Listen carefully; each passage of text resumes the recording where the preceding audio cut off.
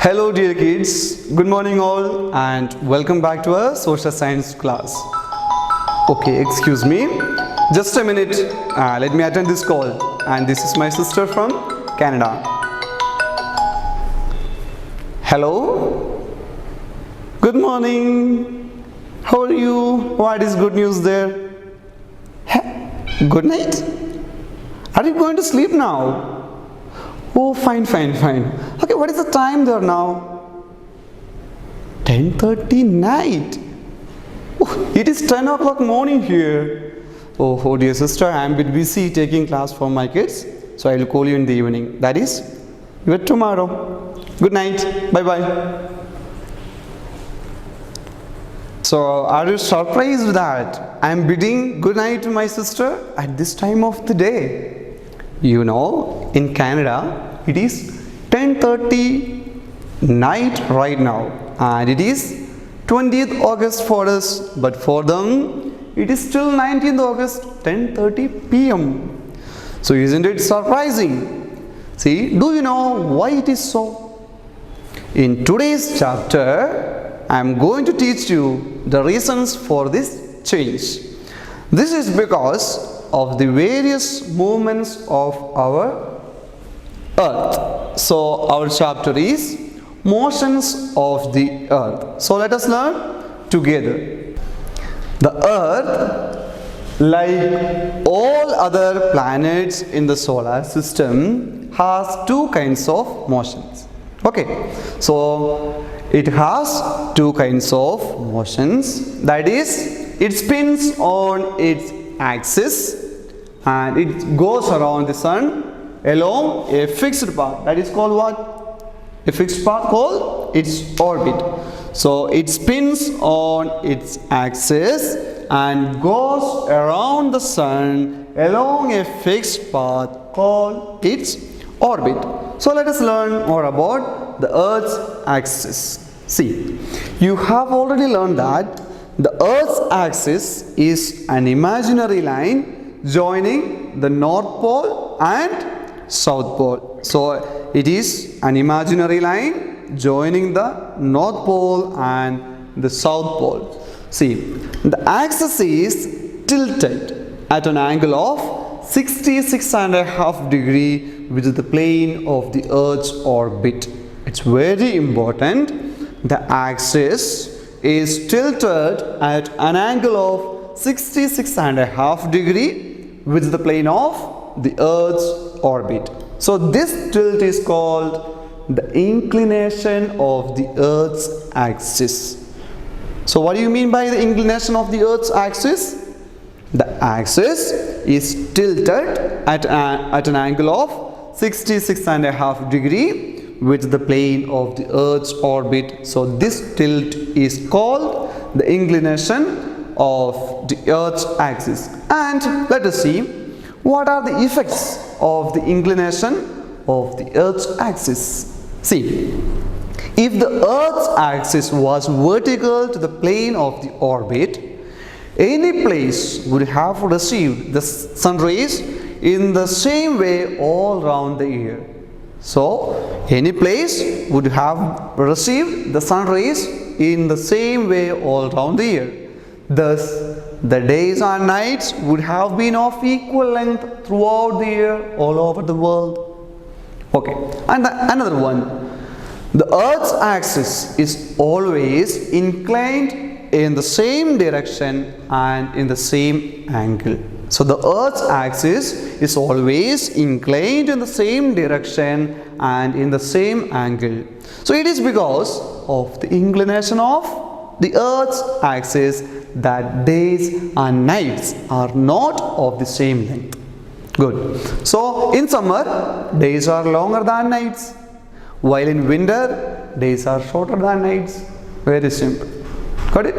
Good. So our next topic is circle of illumination. So here you can watch a picture or a diagram of circle of illumination. See, the circle of illumination is an imaginary line that marks the transition between darkness and illumination of the earth's surface. So here you can see the circle of illumination is an imaginary line.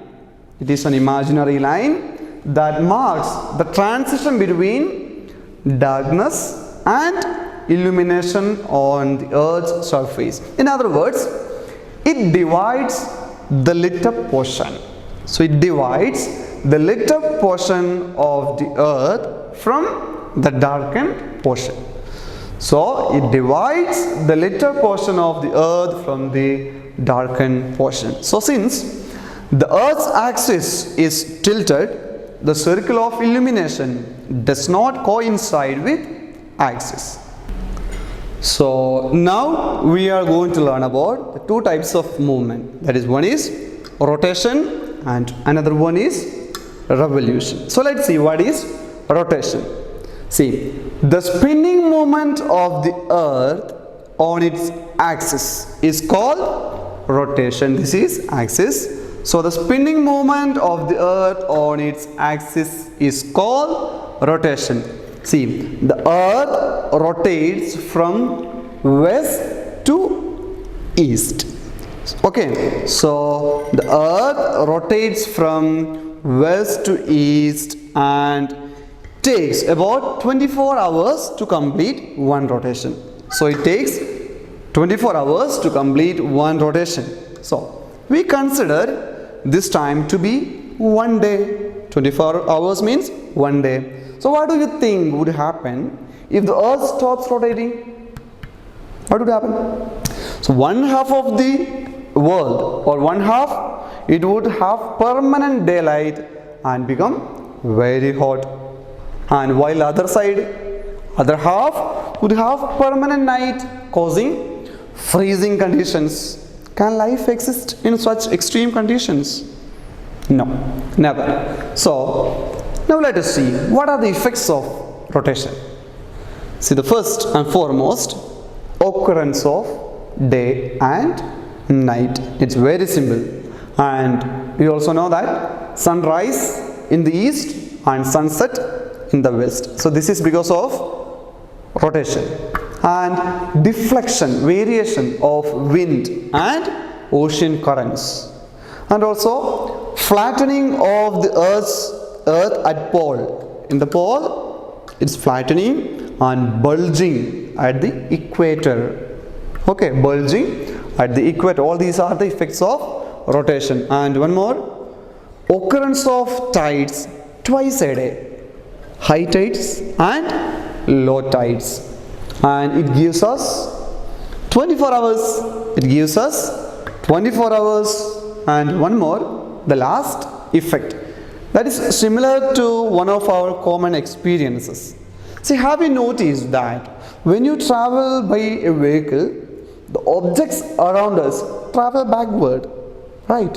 So that is towards the opposite direction of our travel. So in the similar way, since the earth rotates from west to east, the heavenly bodies seem to move from east to west. So the earth rotates from west to east, the heavenly bodies seem to move from east to west. And our next topic, that is revolution. We have to discuss about the rotation. And what is revolution? Do you know what is revolution? Yes, the movement of the earth around the sun along a fixed path is called revolution. So what is fixed path? The fixed path along which the earth revolves around the sun is called its orbit. So it is elliptical in shape. What is elliptical? You can watch here. So like oval. Okay, so it is elliptical in shape. As the earth rotates on its axis, it revolves around the sun at the same time.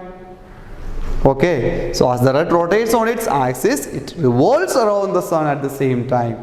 Thus, rotation and revolution take place simultaneously. Rotation and revolution take place simultaneously. So the earth revolves around the sun in an anti-clockwise direction. Okay, the earth rotates around the sun in anti-clockwise direction. So it takes 365 days and 6 hours to complete one revolution, and this time is considered to be 1 year. See, for the sake of convenience, we count only 365 days in a year. What will happen to the remaining 6 hours?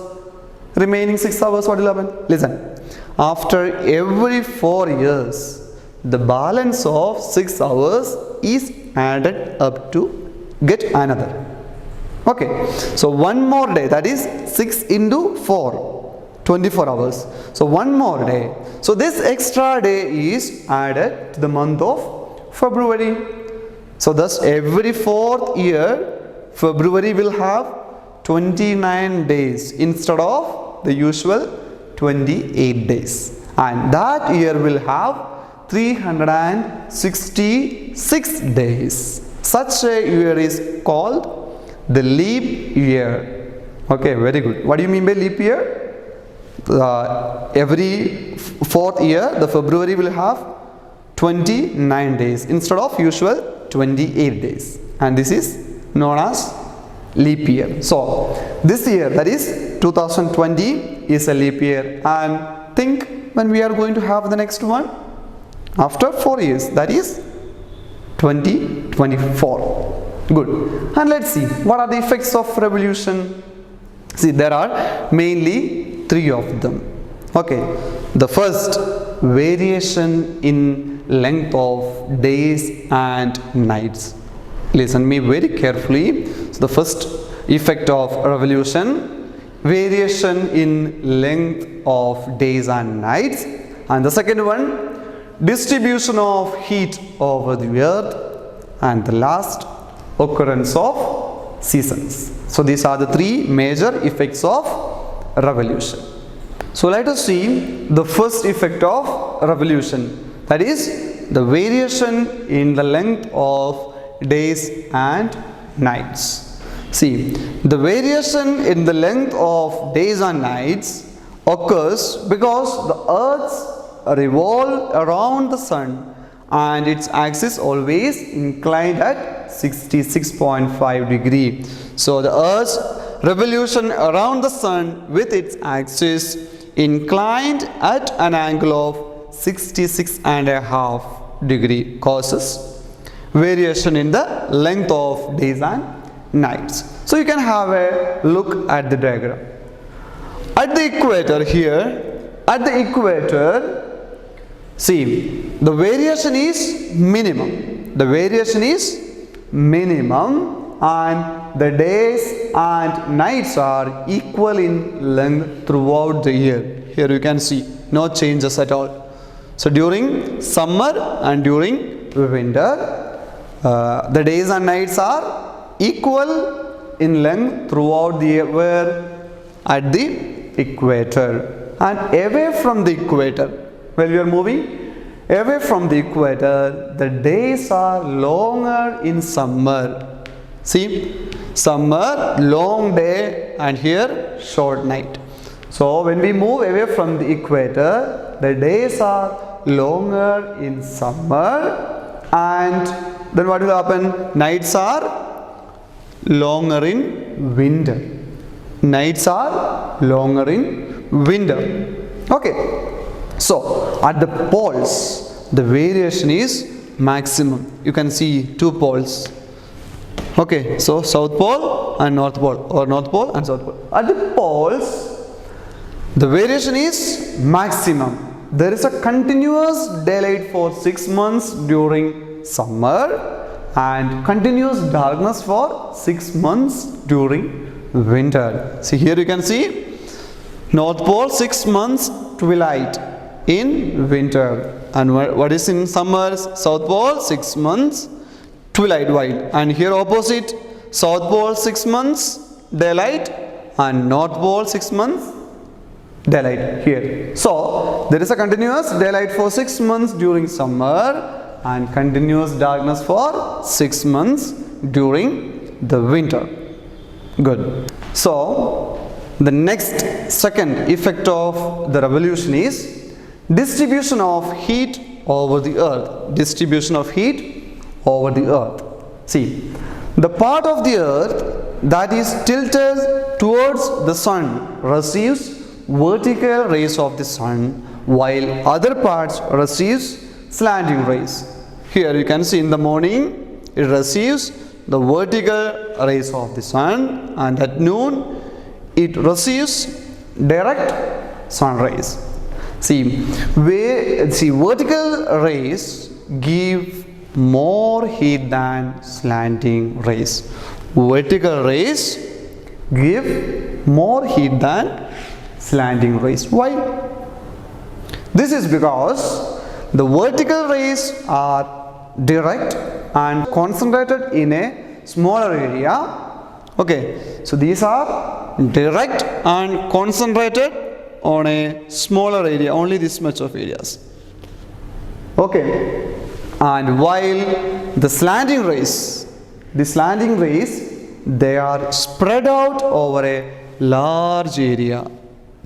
They are spread out over a large area. Also, the vertical rays pass through a shorter distance of the atmosphere.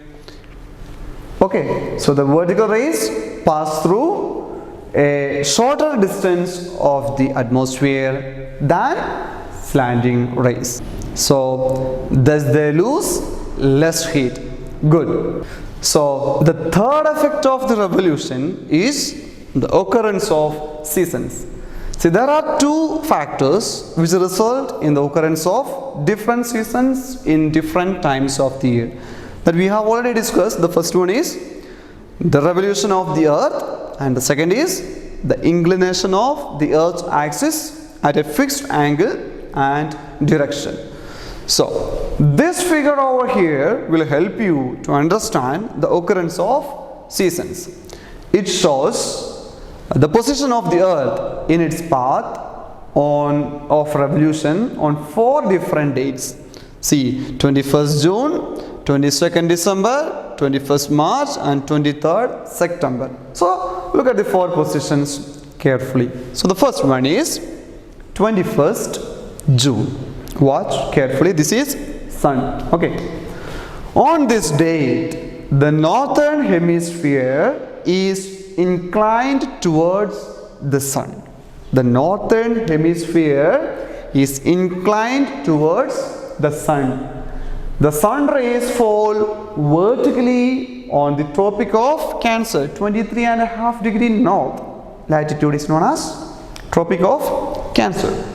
So, since the rays of the sun are direct and daylight is for longer hours, it is summer in the northern hemisphere. See, the rays of the sun are direct and the daylight is for long hours. It is summer in the northern hemisphere. In 21st June, remember 21st June is the longest day and the shortest night of the year in the northern hemisphere. 21st June is the longest day and the shortest night of the year in the northern hemisphere. So, in the southern hemisphere, what is happening? In the southern hemisphere, the conditions are just the opposite. Just opposite. This region is turned away from the sun. It is turned. You can see the circle of illumination here. These are the lit up part. So, these are the darkened. So, this region is turned away from the sun and thus receives slanting rays. Daylight is for shorter hours. Daylight is for shorter hours here. So, in which season we get less daylight? Yes, it is winter. So, hence it is winter here in southern hemisphere. Got. Now, next date, that is 22nd December. 22nd December. On this date, the southern hemisphere here, the southern hemisphere is inclined towards the sun. It is, which portion is lit up? The southern part. So, on this day, the southern hemisphere is inclined towards the sun. the sun rays fall vertically on the Tropic of Capricorn 23.5 south. Okay, so the sun rays fall vertically on the Tropic of Capricorn. So it is winter or summer? It is summer in the southern hemisphere. So places here have the longest day and the shortest night of the year. And on the other hand, the northern hemisphere, here, the northern hemisphere is turned away from the sun and thus receives slanting rays. Days are short and hence it is winter here. See, and one more thing, 21st June and 22nd December are known as summer solstice and winter solstice. See, summer solstice 21st June and 22nd December. So 21st June is known as summer solstice and 22nd December is known as winter solstice. Okay, the word solstice means what? Sun standing still. Very important. What is the meaning of the word solstice? Sun standing still. Good. So let's move the next. That is 21st March, another one day. On this day, watch here, the sun shines vertically over the equator, direct to the equator. Okay, on this day, the sun shines vertically over the equator. Therefore, all places on the earth have equal days and nights. Have equal days and nights. See, the northern hemisphere has spring. The northern hemisphere has spring, while the southern hemisphere has autumn. Okay, and the next is 23rd September. On this date, again, the sun shines vertically over the equator,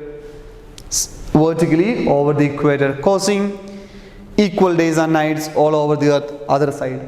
Okay, all over the earth.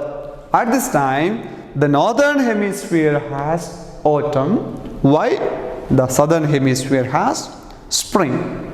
Good. See, the 2 days, 21st March and 23rd September are called equinoxes. What do you mean by equinoxes? It means equal nights. So 21st March and 23rd September are called equinoxes as the sun is overhead at the equator and days and nights are equal in length throughout the world on these 2 days. Okay, so 21st March is called spring or vernal equinox. So 21st March is known as spring equinox and 23rd September is called autumnal equinox. Okay, so in your textbook, page number 129, they gave a summary for seasons. Please learn it neatly. So dear kids, let us have a recap of our chapter in the form of a mind map. So our chapter was motions of the earth, and in this chapter we have discussed the earth's axis, effects of the inclination of the earth's axis, then the circle of illumination and rotation and its effects, and here revolution and its effects like variation in length of days and nights, distribution of heat over the earth and seasons. Let's see. First, the earth's axis. As we know that the earth's axis is an imaginary line joining the North Pole and the South Pole. And what all are the effects of the inclination of the earth's axis? See, what we discussed is that if the earth's axis was vertical to the plane of the orbit, any place would have received the sun rays in the same way all around the year, and thus the days and nights would be of equal length throughout the year all over the world. And also we discussed what circle of illumination. So the circle of illumination is an imaginary line that marks the transition between darkness and illumination of the earth's surface, or it divides the lit up portion of the earth from the darkened portion. And our next topic was of rotation. The spinning movement of the earth on its axis is called rotation, and the effects are the occurrence of day and night, then sunrise in the east and sunset in the west, then deflection of winds and ocean currents, then flattening of the earth at the poles and bulging at the equator. So flattening of the earth at the pole and bulging at the equator, then occurrence of tides, low tides and high tides twice a day, and also it gives us 24 hours, right? And about the revolution, the movement of the earth around the sun along a fixed path is called revolution, and the effects are the variation in length of days and nights. And what was that? At the equator the variation is minimum and the days and the nights are equal in length throughout the year. Then away from the equator the days are longer in summer and the nights are longer in winter. Then at poles the variation is maximum. There is a continuous daylight for 6 months and in summer, and continuous darkness for 6 months during winter. And the next was distribution of heat over the earth. See, the part of the earth that is tilted towards the sun receives vertical rays of the sun, while the other part receives slanting rays. Then vertical rays give more heat than slanting rays, right? So why this is? Because the vertical rays are direct and concentrated in a smaller area, while the slanting rays, they are spread out over a larger area. And the last was occurrence of seasons. See, there are two factors which result in the occurrence of different seasons in different times of the year. First one was the revolution of the earth, and the next was the inclination of the earth axis at a fixed angle and direction. So, dear kids, see, if you feel like just spinning round and round for the things you need to accomplish, don't worry. We all are spinning all the time. So rotate your brain into hard work and let your dreams revolve around you, and you can witness the different seasons of success in your life. So all the best. Stay home, stay safe. Bye bye.